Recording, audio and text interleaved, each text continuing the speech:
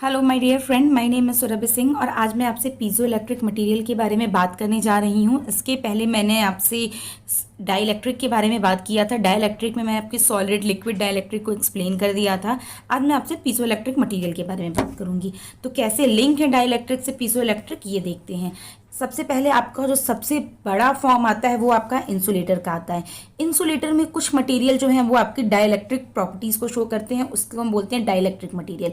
Insulator की अगर हम बात करें तो इंसुलेटर का जो डाइलेक्ट्रिक कांस्टेंट होता है, इंसुलेटर मटेरियल के जो डाइलेक्ट्रिक कांस्टेंट होते हैं वो बहुत कम होते हैं। लेकिन अगर हम डाइलेक्ट्रिक मटेरियल के डाइलेक्ट्रिक कांस्टेंट की बात करें तो वो आपका काफ़ी ज़्यादा होता है। डाइलेक्ट्रिक मटेरियल में ही कुछ मटेरियल ऐसे हैं जो आपका पैरा इलेक्ट्रिक इफेक्ट शो करते हैं। पैरा इलेक्ट्रिक मटेरियल के अंदर में कुछ मटेरियल ऐसे हैं जो आपका पीजो इलेक्ट्रिक इफेक्ट शो करते हैं। और पीजो इलेक्ट्रिक के अंदर आपका पैरो इलेक्ट्रिक होता है और पैरो इलेक्ट्रिक के अंदर फेरो इलेक्ट्रिक होता है। तो आज मैं बेसिकली आपसे पैरा इलेक्ट्रिक और पीजो इलेक्ट्रिक के बारे में बात करूंगी। यहाँ पर अगर आप देखें कि डिफरेंट मटेरियल को हम किस तरीके से क्लासिफाई कर रहे हैं, तो सबसे पहले अगर हम इंसुलेटर की बात करते हैं तो इलेक्ट्रिक फील्ड को हम जैसे जैसे बढ़ाएंगे आपका पोलराइजेशन जीरो ही रहेगा। यानी अगर हम किसी इंसुलेटर मटेरियल को इलेक्ट्रिक फील्ड में रखते हैं तो वो कोई पोलराइजेशन नहीं शो करता है।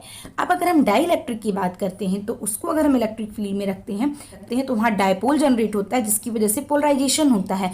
और जैसे जैसे अगर आप इलेक्ट्रिक फील्ड को बढ़ाओगे पोलराइजेशन भी बढ़ेगा, यानी लीनियर ग्राफ होता है इनके बीच में।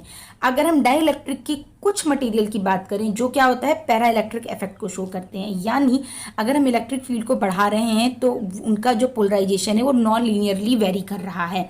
अगर हम पैरा इलेक्ट्रिक मटेरियल की अंदर बात करें तो हमारा पीजो इलेक्ट्रिक मटेरियल आता है। यानी जो पीजो इलेक्ट्रिक मटेरियल है वो इलेक्ट्रिक फील्ड के बढ़ाने के साथ साथ आपका उसके अंदर स्ट्रेन भी बढ़ता है। स्ट्रेन क्या होता है मैं भी आपको नेक्स्ट स्लाइड में एक्सप्लेन करूंगी। उसके अलावा आता है पायरो इलेक्ट्रिक मटेरियल। यानी अगर हम किसी भी मटेरियल के टेम्परेचर में चेंजेस करते हैं तो उसकी वजह से पोलराइजेशन जनरेट होता है, उसे हम बोलते हैं पायरो इलेक्ट्रिक मटेरियल। आइए बात करते हैं पीजो इलेक्ट्रिक के लिए।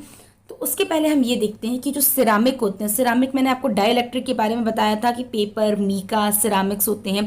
पेपर और मीका का डाइलेक्ट्रिक कांस्टेंट कम होता है जबकि सिरामिक का डाइलेक्ट्रिक कांस्टेंट बहुत ज़्यादा होता है, 12 से 13। सिरामिक को हम बेसिकली दो पार्ट में डिवाइड करते हैं, single crystalline and polycrystalline. Polycrystalline के अंदर आपका पैरा इलेक्ट्रिक मटेरियल आते हैं। यानी पैरा इलेक्ट्रिक मटेरियल क्या है, जो इलेक्ट्रिक फील्ड के अप्लाई करने पर पोलराइजेशन शो करते हैं। या हम यूँ कहें कि कहीं किसी मटेरियल में पोलराइजेशन हो रहा है तो उसकी वजह से इलेक्ट्रिक फील्ड शो होगा। अब हम इसके बाद अगर हम बात करते हैं शो होगा। अगर हम इसकी प्रॉपर्टीज़ के बारे में बात करते हैं तो ये परमानेंट डायपोल कंटेन करते हैं, ये जीरो स्पॉन्टेनियस पोलराइजेशन होता है। अगर हम इसको इलेक्ट्रिक फील्ड में लगते हैं तो सारे जो डायपोल बने हुए हैं वो एक सेम डायरेक्शन में हो जाते हैं जिसकी वजह से नॉन जीरो पोलराइजेशन इफेक्ट आता है। इसका एग्जाम्पल है सिरामिक मटेरियल्स। तो अब हम बात करें अगर हम पीजो इलेक्ट्रिक इफेक्ट की, तो हम इसको क्लासिफाई कैसे करते हैं, classification of dielectric on the basis of their dielectric behaviour in a electric field.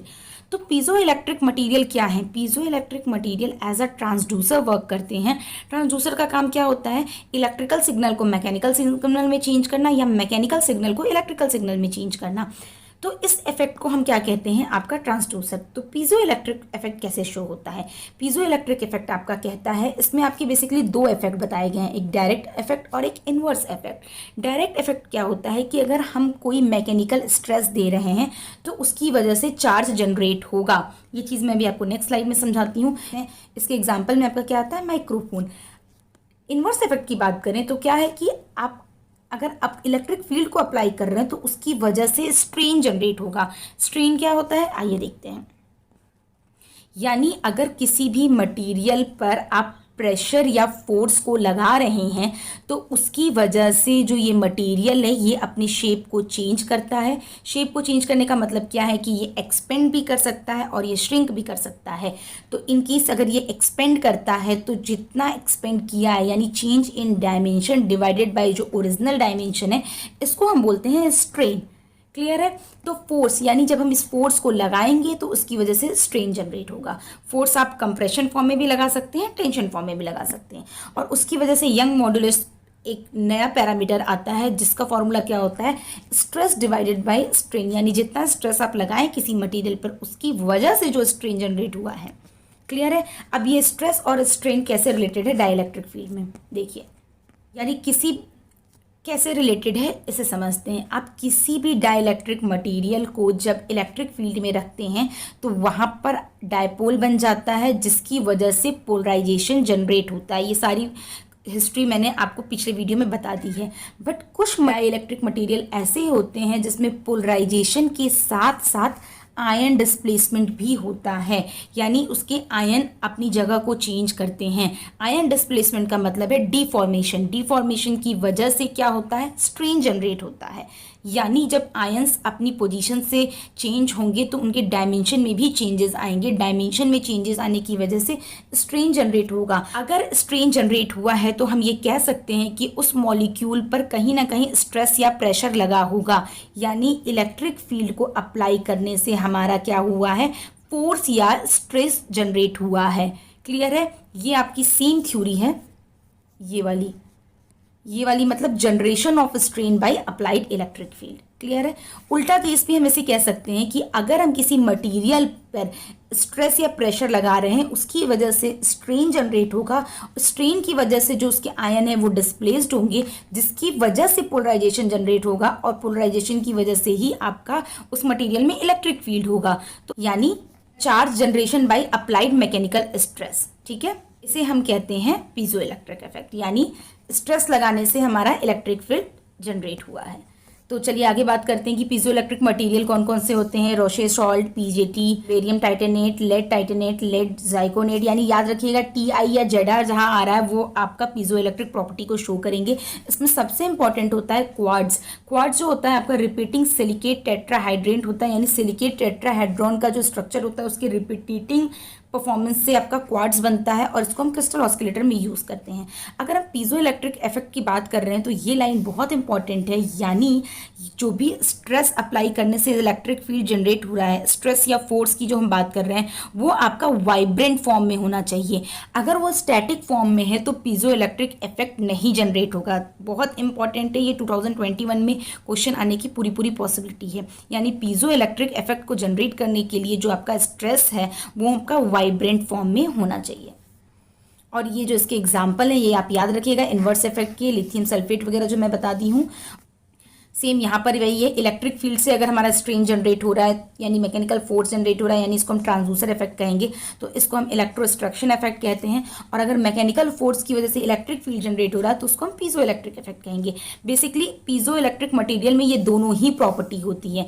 In case अगर ये दोनों ही प्रॉपर्टी है तो उस केस में जो स्ट्रेन है वो आपके इलेक्ट्रिक फील्ड की डायरेक्टली प्रोपोर्शनल होगा। बट कुछ मटेरियल ऐसे होते हैं जो सिर्फ इलेक्ट्रोस्ट्रक्शन की प्रॉपर्टी को शो करते हैं, यानी इस प्रॉपर्टी को शो करते हैं, तो उस केस में जो आपका स्ट्रेन है वो E के स्क्वायर के प्रोपोर्शनल होगा। अब अगर हम यहाँ पे फॉर्मूले की बात करते हैं तो आपको पता है कि जो आपका फ्लक्स डेंसिटी होता है वो एप्सिलॉन नॉट E के प्रोपोर्शनल होता है। बट अगर डाइलेक्ट्रिक मटेरियल है तो पोलराइजेशन हो रहा होगा तो हम उसमें पोलराइजेशन को भी ऐड करते हैं। बट अगर आपकी इस फॉर्मूले की बात करें तो ये पीजो इलेक्ट्रिक मटेरियल का फॉर्मूला है, जहाँ पोलराइजेशन होने की वजह से वहाँ पर आयन डिस्प्लेसमेंट भी होता है। आयन डिस्प्लेसमेंट की वजह से ही स्ट्रेन जनरेट होता है, तो हम P को हम रिप्लेस कर सकते हैं किससे, D और S से, जहाँ आपका S स्ट्रेन शो कर रहा है और D एक कांस्टेंट है जो दोनों तरफ की यूनिट को इक्वल करने के लिए यूज़ किया गया है। अगर हम पीजो इलेक्ट्रिक इफेक्ट का यूज़ देखें तो हम इसको ग्रामोफोन में, टॉर्च में, लाइटर में और हेडफोन में भी यूज़ कर सकते हैं। अगर हम पीजो इलेक्ट्रिक मटेरियल में बात करें तो एक सबसे इंपॉर्टेंट एग्जांपल आता है क्वार्ट्ज का, जो कि सिलिकेट टेट्राहेड्रल से बना होता है, hexagonal prism with pyramid attached at the both and. इस तरीके से इसका डायग्राम होता है, जिसको मैं इसमें डिफरेंट कट्स होते हैं, जिसको मैं प्रॉपरली नेक्स्ट वीडियो में अपलोड करूंगी। और अगर वीडियो पसंद आई होगी तो लाइक एंड सब्सक्राइब जरूर कीजिएगा, ताकि आगे आने वाली वीडियो का नोटिफिकेशन आपको मिलता रहे। Thank you.